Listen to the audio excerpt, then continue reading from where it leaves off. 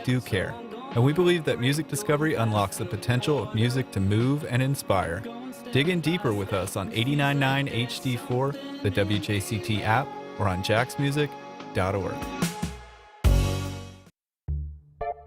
Hear from some of the biggest newsmakers in the community on First Coast Connect, where we discuss the issues and stories that affect your life across the First Coast. We also ask for your phone calls, emails, and tweets. Engagement is what drives the show. So engage with us right now as we get started here in just a few minutes on First Coast Connect. Good morning. It is now 9:01. I'm Stephen Ponson. There have been no new malaria cases in Sarasota County for the past 2 weeks, but as Chris Young tells us, neither the county nor the Centers for Disease Control and Prevention are taking any chances. Sarasota saw its first case of malaria in late May. As of July 27th, there's been 7 cases of locally transmitted malaria, specifically in North Sarasota. All of the individuals have been treated and are recovering. Jamie Carson is the Director of Communications for Sarasota County. Our mosquito management services team is working diligently and performing routine truck and aerial missions with a concentrated effort in obviously North Sarasota. 3 of the 7 cases occurred in people experiencing homelessness. Carson stated that over 1,000 cans of repellent and 60 bed nets have been provided in the affected area. Things are looking positive, according to Audrey Lenhart with the CDC. Truly, every day that goes by gets us closer to feeling confident that the transmission cycle has been interrupted. The last case was reported on July 13th. I'm Chris Young in Sarasota. A former Jacksonville corrections officer pleaded guilty Thursday to wire fraud involving COVID relief funds issued through the Paycheck Protection Program. According to court documents, 34-year-old Dekanna Burke submitted a Paycheck Protection Program loan application in April 2021 to a Small Business Administration-approved lender. The application falsely claimed that Burke operated a babysitting business that included fabricated statements about his payroll and expenses. Prosecutors say Burke spent the $20,000 he received on himself, but told the government he used it for payroll. Burke faces up to 20 years in prison. Showers and storms today under mostly cloudy skies with a high near 89. Tonight, those showers will continue into the evening with a low around 76. Tomorrow, highs near 91. This is WJCT News 89.9 in Jacksonville. Opinions expressed on the Friday Media Roundtable are those of our panelists and do not necessarily reflect the views of WJCT News. Hey, it's Al Letson, and you are listening to First Coast Connect. I'm in Studio 2, sitting in the big chair, and today, our Media Roundtable. We are going to have a good time. So, some of the items on the menu for our roundtable: Mayor Deegan announced his plans to host community conversations around town. City Council hires a consultant to help with the stadium negotiations, and a controversy surrounding the new Black History academic guidelines continues, as does one surrounding the Duval County Jail. Then later, Mandarin Museum and Historical Society is reopening. We have a preview. But first, this hour, it's Friday, and it's our roundup, and today I'm calling it 2 Claires and 3 other people. That's just what it is. So, in the studio, we've got Claire Goforth of the Daily Dot. Hello. Good morning. Claire. How are you, my friend? I'm doing well. It's been a minute since Claire bought me a bribery that I would stay in Jacksonville, and I'm here for it. Claire Heddles of Jacksonville Today, who did not bring me bribery, but it's okay. I still love her. Not yet. Not yet. All right, we got time. And then we've got Will Brown of Jacksonville Today. Will, how you doing, man? I'm well. All right. To be in the little chair. All right. Well, chair. All right. Well, I mean, I think it's a medium-sized chair, but go ahead. It's all right. And of course, Hannah Halthorst. How are you? I'm doing good. I feel like my name should also be Claire for the day to continue the trend. Well, the fact that I just messed up your last name, maybe it could be. So, anyway, we're all together, and we are going to talk all things Jacksonville. And you can join the conversation, too. Call us now at 549-2837. Tweet us at FCC On Air. Email us at firstcoastconnect@wjct.org, or message us at First Coast Connect's Facebook page. However you want to talk to us, we're here. Tune in, talk to us. So let's begin with our top story. Mayor Deegan announced the dates of her much-anticipated community conversations, the first of which will occur Thursday, August 3rd at Mandarin Community Center. So, Nettles, please tell me. I'm just going to go by your last name because we're just going to get That works. confused if we go Claire. I mean, I'm all good with it being Claire, but no. So, Like, hey, Barbie. Hey, right. Claire. Hey, Claire. Otherwise, you guys will start talking about having big fun. Big fun. So what is the purpose of the conversations that Mayor Deegan is laying out? So this is largely a campaign promise. Throughout the campaign, as she was in the community pitching herself, she said repeatedly, I will continue to do these after I'm elected. I will continue to be out in the community. So I think she is presenting this as fulfilling that promise. She will continue to be out in the community, listening to people. She's doing one in each district, partnering with every council member, which also kind of, I think, goes along with her promise of working across party lines, partnering with every council member to have these conversations. It will be interesting to see what the format is. I mean, I think we can all remember the sheriff's town hall a couple weeks ago. That was really kind of an overblown press conference with less than 20 minutes for questions. Felt like a little bit more like a campaign stop more than a conversation. Yeah, I think I saw someone describe it as an advertisement for JSO. Hopefully this will be more of a community engaged process, a forum for people to actually discuss. So it'll be interesting next week to see what format this takes and how that continues. Hannah, do you have any idea what topics she's going to cover in these? Yeah, I think that Claire was right on the spot with it is going to be an extension of her campaign promise. So she's going to be talking infrastructure, health. I'm positive the budget's going to come up and talk about what her specific priorities were and what differentiated her budget from the last few budgets. And hopefully the community is going to have a chance to actually comment on that and give some feedback. Claire, what are we seeing? Go forth. What are we seeing from the Deegan administration so far? We're in the midst of the beginning of the first 100 days. How are we seeing them get their footing? Well, she's brought in a lot of experienced people. She's brought in people with bipartisan backgrounds. We've only a few weeks out. She's getting her feet under her, naming people to positions, boards and commissions and things like that. She's really making an effort to differentiate herself from the prior administration by being a little bit less partisan, well, a lot less partisan, some would argue. And with these community conversations, it'll be interesting to see if, she's going to be up there taking really tough questions, because while, a new administration, a new political party, the first female mayor, these are all things that make people feel very warm and fuzzy. If you're a supporter, there are still the same issues plaguing Jacksonville that were in existence on June 30th, right? Crime, infrastructure. So, she may find herself in the hot seat from time to time. Yeah.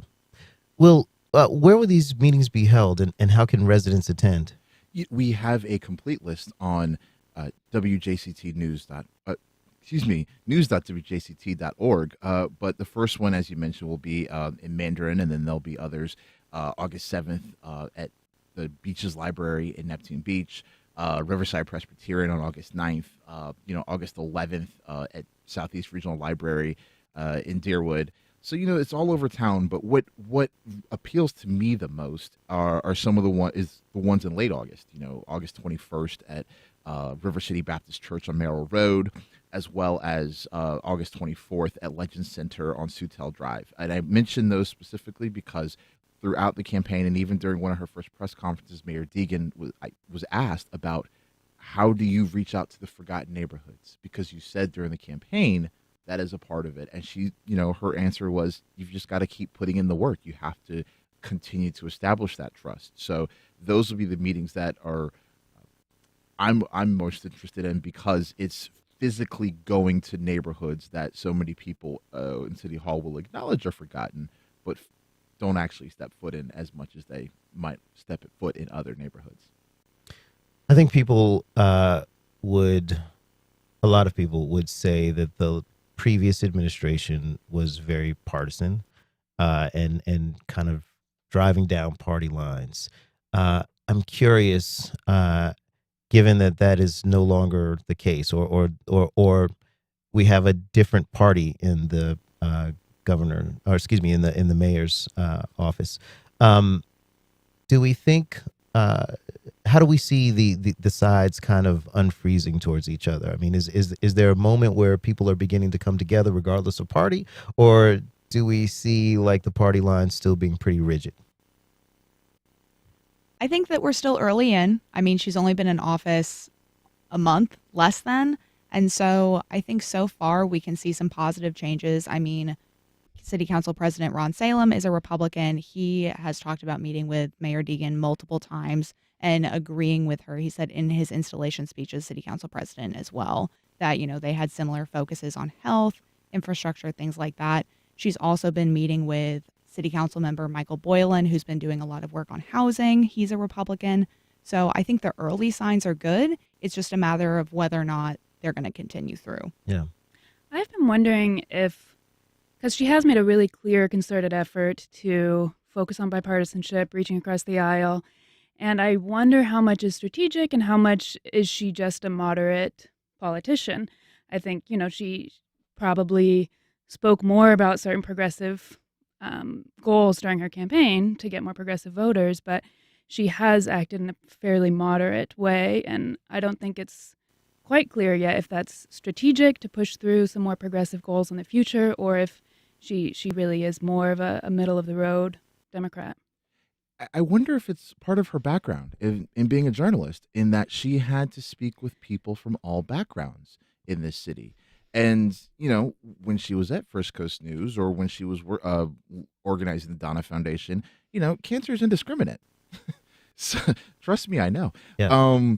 But, her background as a journalist, I wonder if that's part of why she is reaching across it and bringing together a coalition of people from across the political spectrum, across different parts of Jacksonville with different backgrounds. And if so, if that is indeed the case, we're all better for it. Yeah, I wonder, when I think about Mayor Deegan and her time in Jacksonville, because, she's been as a journalist on the air for many, many years, and then she started the run all about cancer and the buddy check, all of that stuff, that it feels very much that you have to give it to her that she loves this city, that she wants the best for this city. And I imagine that both sides of the aisle, there may be hidden agendas, but on top of it, the base foundation there is that she wants what's best for the city. Speaking of that, to move into the next thing, what's best for the city, a big question is the Jaguars and the upcoming stadium negotiations and Lot J. They just announced that Four Seasons confirmed that they will be building a location here, and the team began opening up its training camps. But I think the big news is that the city hired somebody to help them negotiate with the Jaguars.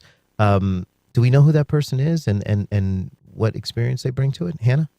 Yes, so City Council hired their own consultant, Michael Hugh. He was a Jags executive back in 1994. He went on to be commissioner for the United Football League, and he has since, done a lot of consulting also for the NFL for their diversity program and hiring. And so he has a long relationship with the city. I do think it's important to note this is the City Council representative. However, Mayor Deegan will also be hiring her own consultant for negotiations, and the administration's consultants will be doing the majority of the negotiating. Michael Hugh, the city council representative, will instead be relaying the information back to council and trying to represent their interests. So this could be either really great or really messy, because it sounds like what you're saying is there's going to be a lot of cooks in the kitchen. Yes, exactly. And Mayor Deegan did release a statement saying she supported city council in their, looking to hire this person. However, with the note of her people will still be doing the negotiating. So city council will obviously have to approve any deal that the administration comes up with. So it could be good to have that representative already there instead of going through the whole process and then making a bunch of changes. Claire Nettles, is it significant that the four-season announcement was made? I mean, in the history that I've been on this show, which is, I guess, 2 years coming on this roundtable, the Four Seasons has been this mythical object that had been promised by Shah Khan, but had never been confirmed. And we had reached out to the Four Seasons over years, the past 2 years, to get them to confirm. So I think it is a big deal that it's finally confirmed. It's true. They are coming. This is not a myth.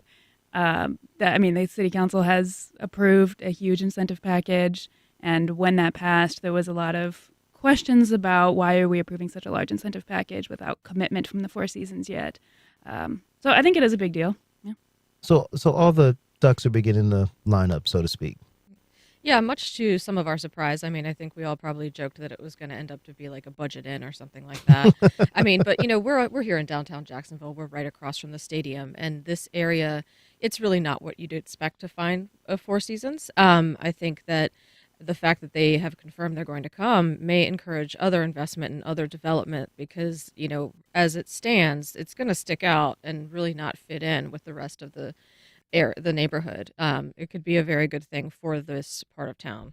And to Claire's point, when Shad Khan, he's mentioned the Four Seasons probably most in detail about 18 months ago when he brought a whole bunch of reporters on his boat. And the thing that he said at that time was there's really not a 5-star hotel really anywhere close to downtown Jacksonville. Mm-hmm. The closest really nice hotels, and out of his own mouth, were, I think he mentioned One Ocean, and I think he mentioned the Ritz and the Omni out in Amelia. Neither one of all of those are at least 45 minutes from downtown. To Teal Claire's point, since he's wearing Jaguars teal today, that would be Goforth, because they can't see Claire right. on the radio. Go to Claire Goforth's point. A lot of NFL cities have more development around their stadiums, and so, regardless of what people think, the Jaguars are here, and this is if you want to be an NFL city, you have to put the investment in. And peer cities that Jacksonville has looked at, specifically Nashville, have a lot more development in and around their stadium. Other southern cities have development and mixed-use development around their stadium. Atlanta does. Charlotte does. Tampa's a bit of an exception. I think they have a strip club across the street from their stadium, but I digress. But it's Tampa. It's Tampa. Yeah, exactly. That's on brand. All right. That is pretty on brand for Tampa. But if Jacksonville's going to really take the next step in terms of really being an NFL city and a destination NFL city, you have to have stuff around the NFL stadium. I think the question, I agree, but I think the question is who should pay for all the stuff going around the city? Should the city be spending its dollars there, or should Shad Khan be spending his dollars there, or should it be a hybrid of both? And if it is a hybrid of both, I guess the question, the big question is, what does Jacksonville get out of it? Because I think it's really clear what Shad Khan gets out of it. I mean, Shad Khan thinks Jacksonville gets development along its riverfront.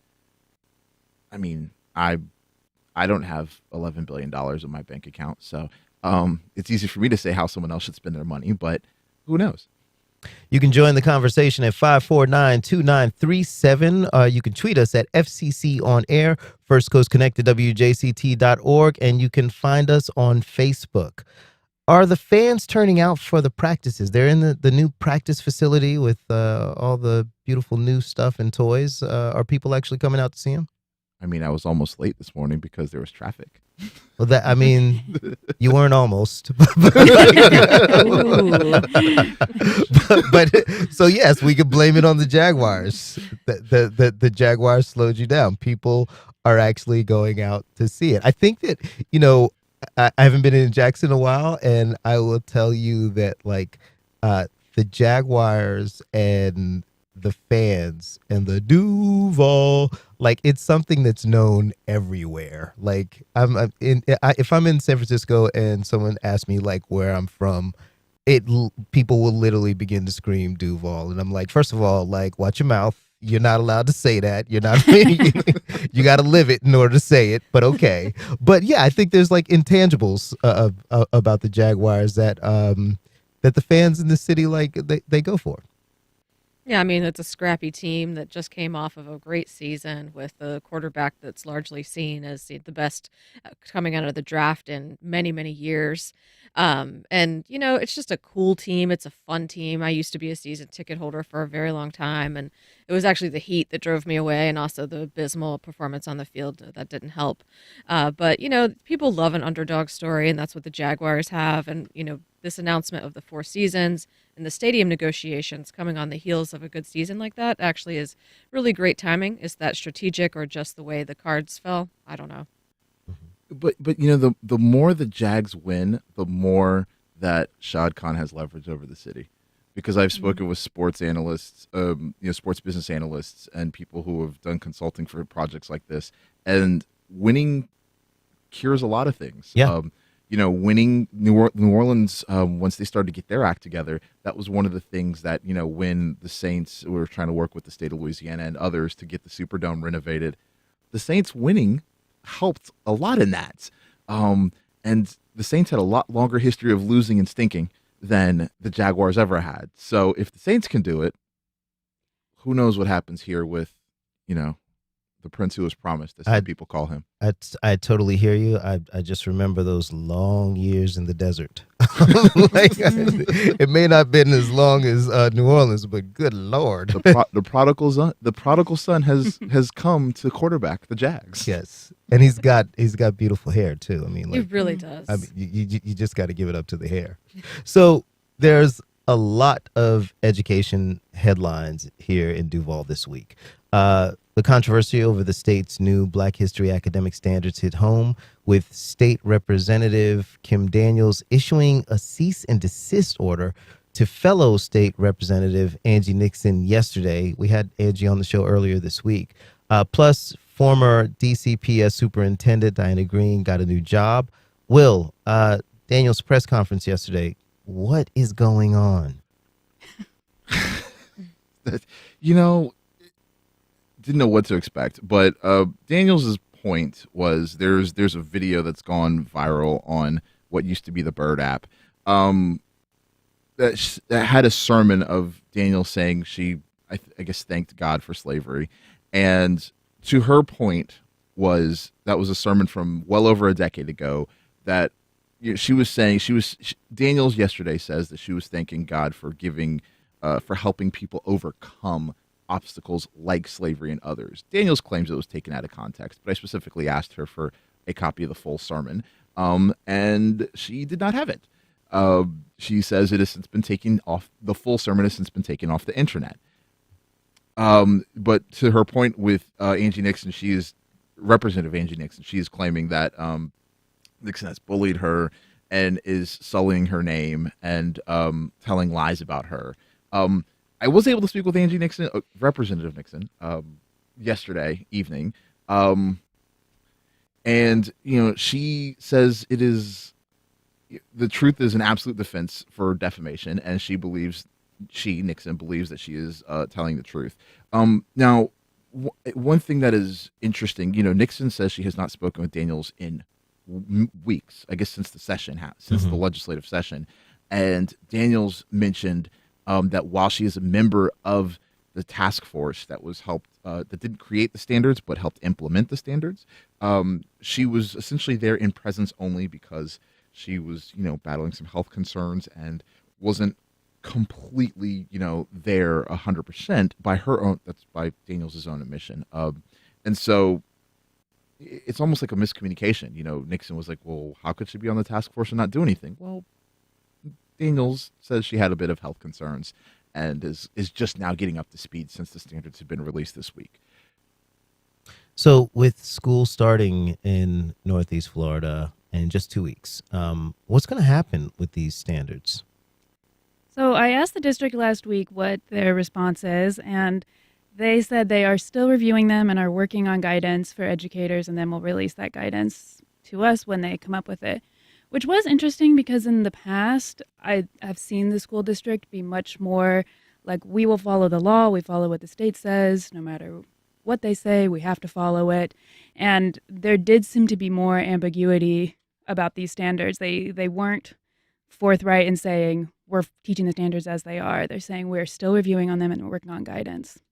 And we're going to go to the phone. We've got Andrew in Riverside. Andrew, how you doing this morning? Good morning, Al. I just wanted to say that I am just shocked that the Florida Board of Education is doing what they're doing. I mean, whatever that people think of the statement about the slave and all that. most of us agree that it's not right. But I'm also shocked that the people of Florida is allowing the Republican-controlled Florida legislators to pass all these laws that are just not inclusive. I mean, that's all I have to say. And Gary told me to tell you hello. All right. Tell Gary I said hi. Thank you. Hi, Gary. So Claire, I think what the caller was getting at is how the legislature is allowing this to happen, but the legislature is fully behind DeSantis's agenda. Now, DeSantis has distanced himself from this, saying that he had nothing to do with it, but it just kind of feels in line with what DeSantis's goal is in the state. Yeah, I mean, the Stop Woke Act, Don't Say Gay law, all of this is part and parcel to DeSantis, his beliefs that he's been pushing as governor, and the legislature has fallen in line behind him every step of the way. I do think that, while I can't speak to whether or not Representative Daniels was actually present and how much she knew what was going on, the optics of blaming a Black woman for standards that are just so antithetical to the truth, to say that slavery was beneficial. I mean, it wasn't trade school. These are people in chains. There's just absolutely no justification for standards like that fly in the face of reason and fact and history. And I do think that it's interesting, as Claire Heddles pointed out, that the district seems to be grappling with whether or not and how much they're going to comply with those standards when, historically, even when maybe we can detect an undercurrent of disagreement with what's coming out of the government, the district has said, well, we're going to have to follow this law. We're just going to have our teachers never mention the fact that they are married to someone of the same sex. And this time they're like, okay, maybe they're feeling like enough is enough. We've got to push back. And to your point about DeSantis, he may want to distance himself, but these standards were developed directly in response to the Stop Woke Act. Florida has had African American history standards since '94. The African American History Task Force has been in place for decades. They created a work group to create new standards in response to the Stop Woke Act, which was drafted by DeSantis' office and pushed by his office last year, and then which has these provisions about not making people uncomfortable and about systemic racism. And so he may say it didn't have a say in these standards, but the reason that they are the way they are is to make what already existed comply with this new law. Yeah, Will? And the standards specifically state that the governor of the current governor of the state of Florida, whoever that might be, currently it is Ron DeSantis, is a representative of the state of Florida. That is directly in the standards. I've been reading the standards all week, page by page, line by line, to suss out some of the more interesting things. Page 46 of the standards mentions, I quote directly, students will recognize William Pope Duvall, William Dunn Mosley, and Josiah T. Walls as individuals who represent Florida. Well, that's all well and good to say. Are students going to be taught that Duvall and Mosley were enslaved people? I mean, Duvall himself, which this county is named after, his plantation, which is in Tallahassee, is the ground where the state's only public historically Black college is located. I mean, is that going to be taught to students? Or are they just going to be like, oh, hey, William Pope Duvall was a territorial governor in the state of Florida? So that was one thing I asked Representative Daniels. Her response will be in an upcoming story in Jax Today. You'll have to check that out.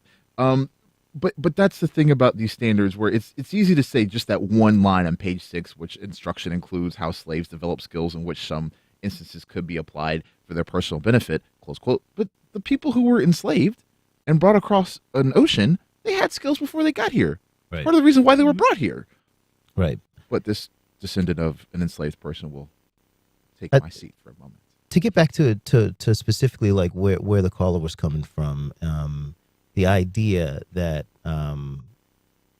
the legislature is just going to let these standards pass and not really say anything about it. Is there anything that the legislature specifically can do to push against this? And it's worth noting the fact that the legislature has pretty much marched in line with DeSantis and his agenda so far. The vast majority of the legislature, because the Republicans have a supermajority in Florida. So I'm specifically talking about the Republicans. They could take a public stand against it. I mean, getting out there and talking about it and saying this is ridiculous, it does make a difference. And I do find it really troubling that the state has gotten just so involved in the minutia of what's going on in the classroom. I mean, we all went to school. I went to a public school. My teachers, I didn't expect them to be automatons repeating the state's talking points to me. I expected them to be engaging in intellectual conversation. And when a subject may veer a little bit away from exactly what's in the textbook, like not to just shut it down and say, we can't talk about this because, Governor Whitebread says that we can't. The next White bread has a lot of carbs. the next Very filling. Yes, the next DCPS board meeting is on August 1st. Do you expect them to be discussed or protested there? Well, board member Darrell Willey is selling T-shirts. You may have seen, they say slavery did not benefit Black people. He's selling those and donating the funds to local Black history efforts in Jacksonville.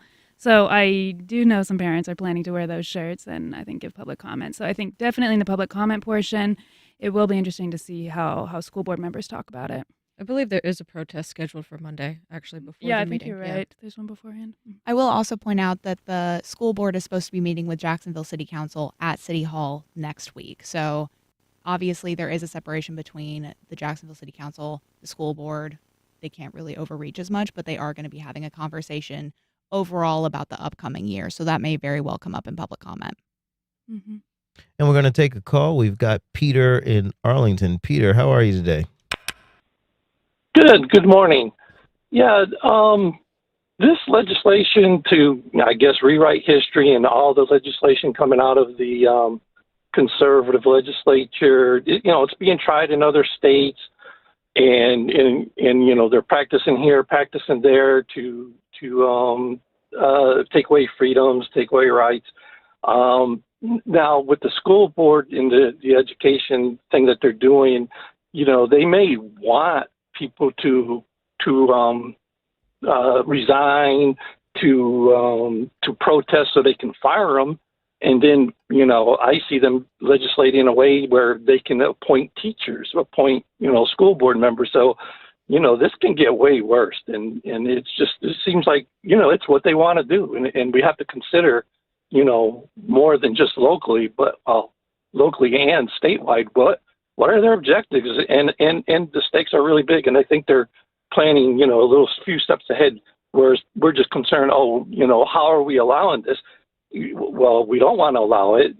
Probably legal is the only way we can cure this, but it's something that they're pushing in several states.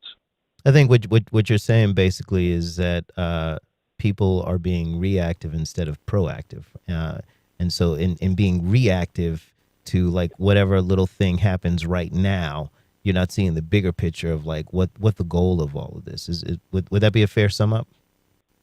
Yeah, that kind of gets to it too. Thanks, Peter. Appreciate you calling. The question that I have, given what Peter just said, the strategy that DeSantis and the legislature, the super majority legislature has laid out, clearly, especially for DeSantis, clearly he thinks that this is a path forward into the White House, that this is a winning strategy. Have we seen that played out across the country? I mean, his campaign isn't doing so well, right? He just fired a third of his staff and they're completely retooling. And that's a big surprise for a lot of people, given that he came into this campaign with a huge war chest and some serious legal questions about how that money moved around.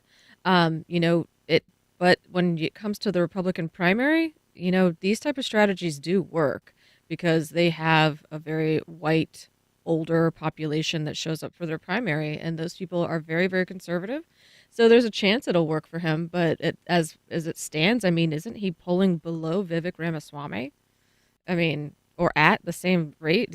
He is sinking fast. We've got a tweet from Julian Jacks, and she says, national donors are beginning to realize they backed a dud in DeSantis. When will the gerrymandered Florida legislature and everyone else who kowtows to him realize the same?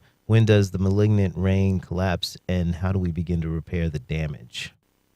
So, in line with what we're talking about, are we seeing national donors kind of pull back from DeSantis? The Republican field doesn't feel, at least to me, doesn't feel that wide right now, right? Like you've got DeSantis, Trump, and I can't even remember the other Nikki candidate. Haley, maybe. Yeah, Scott, Haley, Nikki Haley, Tim Scott. Tim Scott. I mean, Asa Hutchinson's far back. It's like a horse. Asa Hutchinson is always far back. I mean, that's he like should a have a horse running against T-shirt that Secretariat. says far back. Yes. So I it feels like the field right now hasn't really caught fire yet. I mean, as we know in politics, like things could change with the drop of a dime. Like something could happen and like light fire for even Asa Hutchinson. But yeah, it doesn't seem like as far as DeSantis is concerned that like his numbers are going up. Well, he's not good at retail politics, right? He's good at getting himself on Fox News with these type of moves like the Don't Say Gay bill, Stop Woke Act. But then when you get him out in the public, and this doesn't speak to his skills or lack thereof as a governor, he really isn't the type of person who's good at the glad handing, who comes across as approachable. And I mean, Trump has many faults, but in many people's opinions, but he's actually decent in those situations. He's a more compelling speaker. A lot of people don't like his style, but a lot of people really love it. He is better at appealing to regular, your average Joe than DeSantis is. For all his efforts to wear white boots and appear like an everyman, I mean, he really is not. He went to elite schools, and that's just who he is. And, his campaign, his public persona really comes across as disingenuous to a lot of people. Yeah. But high school football season starts soon. And that is honestly where DeSantis has probably looked the most human in terms of retail politics. Now, obviously, Florida high school football season is a lot different than high school elsewhere, but he made a habit over the years of showing up at high school football games on Friday night. Lake City, Vero Beach, Brevard County. Now, granted, these were all places that were quite conservative, and he would have a very receptive audience, but maybe that is something he might do on Fridays or some Thursdays. He'd have to be in Florida to do that. I mean, but he could also be in other states, is my point. You're right. You're right. Sorry, that was glib. Some of those other, obviously, high school football in places like Iowa and New Hampshire is not the same as down here in Florida. But maybe that's a way that he can do the, quote, retail politics that he's not great at. We're going to go to the phones. We got Tom on the west side. Tom, how are you this morning, sir? I'm doing wonderful. Good morning, Kiel. I just wanted to say that what I see what DeSantis and the legislature are doing with education as being fundamentally akin to what they're trying to do with redistricting. They want to secure their position well into the future, and they're resorting to indoctrination. Thank you, Tom. Yeah, and I would say the effect of that. I don't know if the numbers have come out yet, but I'm just curious. Like I've heard, and this is just hearsay, but I've heard that there's a shortage of teachers. That like people are leaving the profession in droves because of what the caller just talked about. And just this week, R.L. Gundy, a local pastor and teacher, we saw a news story this week about him quitting the district because of the new standards. And I think he's not alone. We have seen a wave of teachers leaving because there's so many pressures coming from the state and this feeling of surveillance about how they're acting in the classroom that makes the job untenable. So let's move on to our next subject, which is the Duval County Jail. So right now, the jail is on probation. The National Commission on Correctional Healthcare, which offers accreditation, to ensure jails are providing acceptable healthcare services, placed the Duval County Jail on probation. I didn't even know a jail could be placed on probation. So what happens when they violate it? Well, that's a question I have no idea. But we know why they were put on probation? We had a journalists from the Tributary come in and talk to us about the fact that there have been deaths at the Duval County, and they've increased significantly since Armor took over as the healthcare provider. Yeah, I mean, what did they double or was it triple than the year after Armor took over? This is part of the move to privatize so many public services. And, when we talk about criminal justice in Duval County, in the nation, we look at overcrowding. We talk about how they put people in jail for minor offenses, and then if you're poor, you can't pay your bail, and you get stuck in there, and the conditions are abysmal, right? I mean, it's really heartbreaking to read the stories of what's happened to these people, but not getting their prescriptions that they brought with them, that they made sure to bring with them. But I'm also concerned that the company that they now have taking over has been sued 100 times in the past 3 years. Yeah, and just to be clear, Sheriff Waters announced that he was changing the healthcare providers after this report came out. And so, Claire, go forth. What you're talking about is the new company that's coming in. Have just as many complaints, if not more. And they're the same exact type of complaints. And the federal government even fined them a significant sum for overbilling. So they have the same kind of a record, and they're overbilling. And, again, we're privatizing things that are historically provided by the public. And, a private company is in it for the profit, and they're not in it for the service. So, I mean, I'm sure they would argue that they are, but, this is what we see time and again when things are privatized. Yeah. Well, the new building facility, as some council members are pushing, namely Ron Salem, do we think that will help with any of this? Well, it all depends. I mean, a new jail might not fix the problems of the old company, right? So NAFCare is supposed to take over in September. Obviously, we won't see a new jail until much later than that. So NAFCare will have some time to prove whether or not it's going to have the same type of problems that Armor Correctional did, which is the old company that the jail was using. Oh, and I mean, I think it's also a question of priorities. I mean, the Tributary's excellent reporting has shown that there were a third of the deaths when healthcare was in-house at JSO, and it was more expensive. It cost the city more to do healthcare in-house, but it did save people's lives. So is that something that we as a city want to invest in, is having better healthcare that has a track record of, better outcomes for the people that are held in jail, or do we want to prioritize not looking at the jail in downtown? I think, that's an important question, because it is costing a lot of money to move the jail. And there is mixed research about how much impact that would have in revitalizing downtown. Yeah. Sheriff Waters also said that when you look at these private companies, pretty much all of them have issues. And so he's making the best decision with what he has. But it seems to me that, like, if all of the private companies have issues, then maybe we should think about moving away from the privatization of healthcare in the jails. If we want people to receive, a standard of care and be treated humanitarianly, yes. Shouldn't we do everything that we can? I mean, whether or not someone is accused of a crime, because these are people who are generally accused of a crime, they have not been convicted of a crime, don't they deserve to receive medicine, and the medicine that they're on, serious life-saving medicine? I mean, reading that people who are diabetic weren't getting their insulin, it's hard to read stories like that and not just be absolutely appalled and ashamed. We're going to take a call. We've got Ian on the south side. Ian, how are you this morning? Good. Glad to be here. If we're willing to spend all this money, I think the old contract was like $90 million.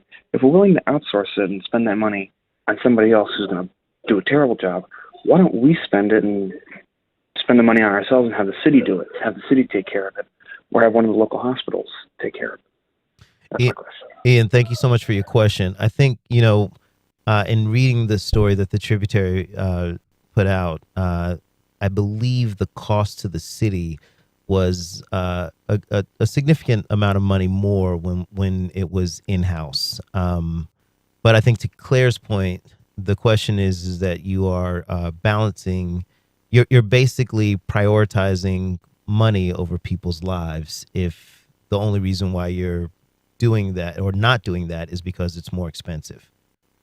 Precisely. And I mean, how much more money can it cost to give someone the medication that they brought with them? Honestly, I mean, because that is one of the big complaints. It's just in America, in Florida, we just keep seeing this move to privatize everything that was historically public. I mean, look at the effort to sell JEA, where my spouse works, full disclosure. It was the same kind of thing where, there's this idea, this ideology that government should be trimmed down and made as small as possible. Well, that's all well and good, but the fact of the matter is we still need these services. We still need our roads fixed. We still need hospitals. We still need schools. So if we're not going to pay for them as the public, having them being public institutions, then we're going to outsource it to a private company. And again, they're beholden to their shareholders. Yeah. We should say that you can read about the original report from Nicole Manna on the Tributary's website. Also, I should say, just full disclosure, that I'm a member of the Tributary Board, but I do not direct their reporting. I just support the organization because they're amazing. Hannah. Yeah, I think another good point to bring up, because as Nicole Manna has been reporting, there is also a shortage of correctional officers already. So with all of this discussion about, should we take it back, have it be under JSO's care, under the Duval County Health Department's care, we have to think about, too, where those people are going to come from, because right now they're having a real retention problem with the correctional facility. And, I mean, a $110 million contract for 5 years with NAF Care, I wonder what the price difference would be to bring it back in-house, because obviously at the time, whenever they signed with Armor, it was less expensive to go with Armor, but times have changed, and so have prices. It would probably cost a lot less if we'd implemented an adult civil citation policy that put less people in jail. If there are less people sitting in jail, then it's going to cost less to provide medical care. And if we had a bail system that didn't really just penalize the poor and leave them sitting in jail, waiting for trial when they haven't been convicted of anything, that would also lower the population of the jail. Less people, it's going to cost less. I think it felt like Sheriff Waters saw transitioning to NAF Care as sort of like a solution to the reporting that the Tributary was doing and the information that the public was seeing about what was happening in the jail. But there are a lot more levels of accountability that I think need to be looked at, including why wasn't the jail, the sheriff's office, or the city tracking this rising number of deaths under the privatized healthcare? Why did it take this reporting? And it's time for the lightning round. Ooh, I love it when a plan comes together. Thank you very much. All right, so we will start with Claire Goforth. Please, what's good? Some small free libraries in Duval County are going to start offering the books that are banned. So if you want to learn a more nuanced version of history, then go check out the free libraries. There's one in my neighborhood, and I see them all over town. Claire Heddles, what you got? So new private school vouchers are in effect. Any student can get them. We're working on an explainer about those and what it means for our public schools here in Duval County. That's coming out next week. If you're not subscribed to Jacksonville Today, subscribe jaxtoday.org/sign up. Get it in your inbox. All right. Hannah Holthaus. The Jacksonville City Council had their preliminary vote, which was to keep the property tax rate the same for the upcoming year. Obviously, that could change up until September, but you can read all about it at jacksonville.com. And Will Brown had to leave, so I will take his lightning round pick. And I say my lightning round pick is the fact that my producer, Heather Schatz, saw the Barbie movie 3 times, and she told me she was done with Barbie, so I don't have to talk about it. This week on Science Friday, when a cat meows, what are they trying to tell you? We'll take you on a journey through the latest cat science and why the bond between humans and cats has persisted for thousands of years. That's on Science Friday from WNYC Studios. This afternoon at 3 here on WJCT News 89.9. Before taking their summer break, Washington lawmakers grapple with a possible new impeachment, a health scare for one of their own, and news from outer space. Is there any indication that these UAPs could be collecting reconnaissance information? Mr. Graves? Yes. Mr. Grush? Fair assessment. Mr. Fravor? Very possible. All the biggest stories from here and the rest of the cosmos on the Friday News Roundup next time on 1A. today starting at 10 on WJCT News 89.9. Welcome back. You're listening to First Coast Connect. I'm Al Letson, sitting in the big chair, and the Mandarin Museum and Historical Society is reopening its doors to the public Saturday, August 5th. Brittany Cohill, Executive Director of the Mandarin Museum, is here now with a preview. Brittany, how are you? I'm good, Al. How are you? I'm good. So, I didn't know there was a museum in Mandarin. I'm sorry. Please tell me all about it. Well, unfortunately, I've heard that from others, and we're working to change that and bring awareness. So thank you for having us on today so that I can talk about this wonderful treasure, not just in the Mandarin community, but in Jacksonville at large. We are located in Walter Jones Historical Park, which is a City of Jacksonville park. Mm-hmm. We're on the waterfront on the St. Johns River, and it's a 10-acre park with beautiful nature and birds and trees, and it's just so wonderful to walk through the park.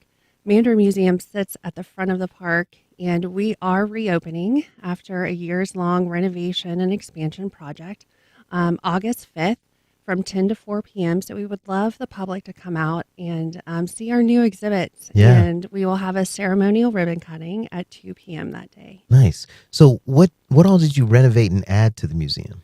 So we added a new exhibit gallery, which will be dedicated to a permanent exhibit on the Maple Leaf Shipwreck. Mm-hmm.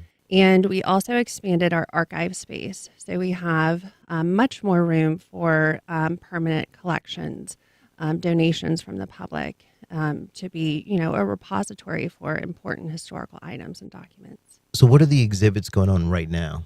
So right now, what visitors can expect to see on August 5th is an expanded exhibit on the Maple Leaf Shipwreck, which is a designated National Historic Landmark site. And this is a Union steamboat that was sunk by a Confederate mine in 1864 during the Civil War. And it came to rest on the bottom of the St. Johns River in Mandarin. And it laid there undisturbed for over 100 years. And then in the 1980s, a local dentist, Keith Holland, formed an archaeological team, and they dove the wreckage and brought back to the surface about 3,000 objects. Wow. They are now at the State Archives of Florida, and the state has loaned a lot of these objects to us long term for this exhibit. And so the exhibit takes the artifacts and attaches to them that human story. Who did these objects belong to? Mm-hmm. It was the 112th New York Regiment, the 169th New York Regiment, and the 13th Indiana Regiment of the Union Army. And so it's going to be a wonderful exhibit that focuses on that story, but then also the story of recovery of these objects. Wow. And tell me about the park. So I had no idea. My mind is blown because I've spent a lot of time in Mandarin and had no idea that a park that big, you said 10 acres? 10 acres. Wow. Yeah, so throughout the park, there are a number of historic buildings, and it's the first historic park in the city. And there is an 1875 farmhouse that was built by Major William Webb. He migrated to Mandarin after the Civil War and built this farmhouse, and he ran an orange orchard and had a wharf that jutted out into the St. Johns River, and he would ship citrus and all kinds of produce to northern markets. And his 1876 barn is still standing. We also have the Lasco Winery, and this is the Lasco family. They were immigrants from Italy, and in the 1880s and 90s, they were producing, I think, 40 barrels of wine annually at this small little log cabin winery in Mandarin. That has been moved to the park for preservation, and a lot of the original wine presses are still in the winery, and visitors can go in and have a look at the operations. It's not making wine currently, but maybe in the future, we'll see. And then we also have the 1889 St. Joseph's Mission Schoolhouse for African American children. And 1898. And this was a schoolhouse that was a part of the Catholic Diocese, and then it was in use following emancipation for the education of Black children in Mandarin. And that was moved to the park in 2015 for preservation. And there's a wonderful exhibit on display. Excellent, excellent. Brittany Cohill is the executive director of the Mandarin Museum. Thank you so much for coming in and talking to me. Thanks, Al. All right, and that is our program. Thanks to all of our guests and our callers. Our executive producer is David Luckin, who has been off this week. Thank you, David. I hope you're enjoying your time off. Our senior producer is the Barbie girl, Heather Schatz. Our associate producer is Stacy the Brain Bennett, who is an amazing musician. You should really check out her work. And our director, the Steven Spielberg of the operation today, is Sid Hoskins. Sid, thanks so much for a great job. Technical help today, Morning Edition hosts Michelle Corum. If you have questions or comments for First Coast Connect, send an email to firstcoastconnect@wjct.org. I'm Al Letson. You've been listening to the show on WJCT News 89.9. We'll be back Monday. But if you missed anything, you can listen to a rebroadcast at 8 p.m. and find today's show at WJCT.org and your favorite podcast platform. And remember, y'all, keep your heart open for Duval and each other.